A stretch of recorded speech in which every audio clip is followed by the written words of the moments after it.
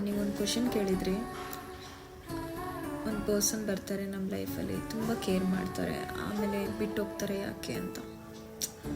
Simple. ಅವ್ರಿಗೆ ನಿಮ್ಮ ಮೇಲೆ ಲವ್ವೇ ಆಗಿಲ್ಲ. ಆ್ಯಂಡ್ ಆಲ್ಸೋ ಅದೇನಂತಾರೆ, ಅದು ಜಸ್ಟ್ ಒಂದು ಅಟ್ರಾಕ್ಷನ್ ಅಷ್ಟೇ.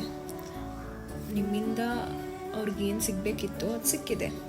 ಸೊ ಇವಾಗ ನಿಮ್ಮ ಅವಶ್ಯಕತೆ ಅವ್ರಿಗಿಲ್ಲ. ಸೊ ಅದರಿಂದ ನಿಮ್ಮನ್ನ ಬಿಟ್ಟು ಹೋಗಿದ್ದಾರೆ.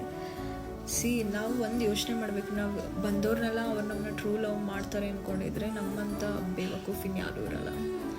ಫಸ್ಟು ಅವ್ರ ಜೊತೆ ನೀವು ಫ್ರೆಂಡ್ ಆಗೋಕ್ಕೆ ಟ್ರೈ ಮಾಡಿ. ಆ್ಯಂಡ್ ಅವ್ರು ಹೇಗೆ ಅನ್ನೋದನ್ನ ಅರ್ಥ ಮಾಡ್ಕೊಳ್ಳಿ.